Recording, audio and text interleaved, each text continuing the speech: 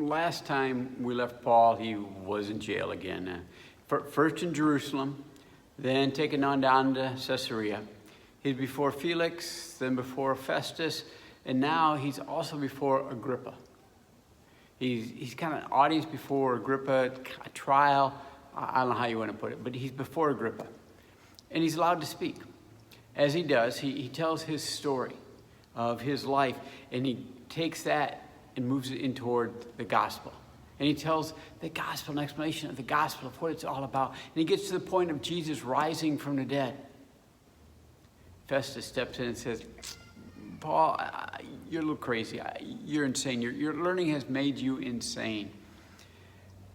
Paul's response is, Agrippa, you know what's going on. You're the king. You're aware of all these things. And Paul kind of sums up his life. Not what he's done, but what it's all about in the next couple of verses. I want to read Acts chapter 26, verses 28 and 29. In verse 28, it's Agrippa. He says, Then Agrippa said to Paul, Do you think that in such a short time you can persuade me to be a Christian? Agrippa says, Do you think you can have me become a Christian? I love Paul's response. Paul replied, Short time or long, I pray God that not only you, but all who are listening to me today may become what I am, except for these chains. I love that. He said, I hope I can make you a Christian. I hope I can have you see Christ. Not only you, but everyone. The guards, the royal entourage, everybody that's here, except for these chains I'm bound by. See, Paul's goal, once he started on that road to heaven, was to bring as many people along with him as he could. He's standing before the king who can free him or can put him to death. And how does he see it? He sees it as an opportunity to share about God's love. Another aspect of what is said here is, Agrippa says, long time or short? Paul says, oh yeah, I'm all in. Whether it takes me a long time, a short time, my life is all about others knowing about Christ.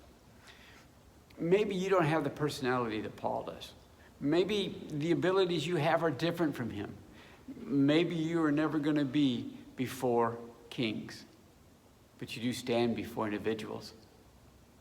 You stand before them, and as you do, you need to have the same mindset that Paul did. The same mindset of what it's all about. What's your purpose in life? Is it financial freedom? We're told that a lot from commercials and advertisement. Is it all about family? That's not a bad thing. Maybe it's your career or advancing it, or maybe it's just enjoying life. Those aren't all bad things. But when you choose to follow Christ, the purpose of your life becomes what Christ is all about.